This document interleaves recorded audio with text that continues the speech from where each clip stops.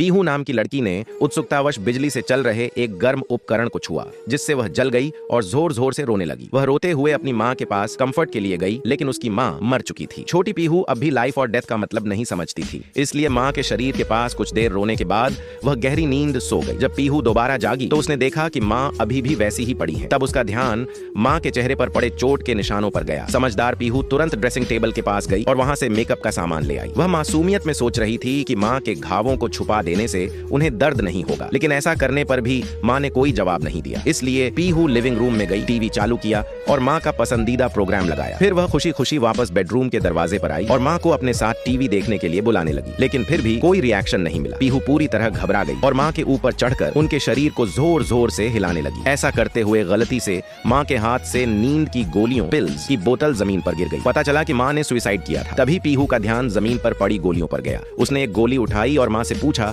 कि क्या वह खा सकती है। जैसे ही पीहू गोली खाने वाली थी, सौभाग्य से पास रखा एक बलून फट गया, जिससे पीहू रुक गई। इसके तुरंत बाद माँ का मोबाइल फोन बजने लगा। पीहू एक स्टूल लाई और उस पर चढ़कर फोन लेने में कामयाब हो गई, लेकिन जैसे ही पीहू ने कॉल कनेक्ट की, फोन गलती से उसके हाथ से जमीन पर गिर गया। दूसरी तरफ पिता ने फोन गिरने की आवाज सुनी तो उन्हें लगा कि माँ उनसे नाराज हैं। उन्होंने कहा कि आयरन का प्लग अभी भी लगा हुआ है और यह कहकर फोन काट दिया। दरअसल आज पीहू का तीसरा बर्थडे था, लेकिन सुबह ही उसके माता पिता के बीच झगड़ा हुआ था। माँ डोमेस्टिक वायलेंस सहन नहीं कर पा रही थी, इसलिए उन्होंने गोलियां खाकर सुसाइड कर लिया। जब पीहू ने देखा कि फोन पर आवाज आनी बंद हो गई है तो वह वापस नीचे चली गई। उसने देखा कि नल खुला हुआ है और पानी बह रहा है। अच्छी बच्ची पीहू फिर से स्टूल लेकर आई और नल बंद करने की कोशिश करने लगी, लेकिन बहुत कोशिश करने के बाद भी वह स्विच तक नहीं पहुंच पाई। कोई चारा न देखकर पीहू वहां से चली गई। पास ही बिजली का एक प्लग जमीन पर पड़ा था जो चालू था। अगर पानी बहकर वहां तक पहुंच जाता तो परिणाम बहुत खतरनाक हो सकता था, लेकिन 3 साल की पीहू इस छिपे हुए डेंजर को कैसे समझ सकती थी। जल्द ही पीहू को भूख लगने लगी। उसने पहले कुछ मिल्क पीने का सोचा, लेकिन गलती से दूध जमीन पर गिरा दिया। बेचारा बच्चा। उसने फिर कपड़ा लाकर जमीन को साफ किया और फिर कुछ खाने की तलाश में किचन की तरफ चली गई।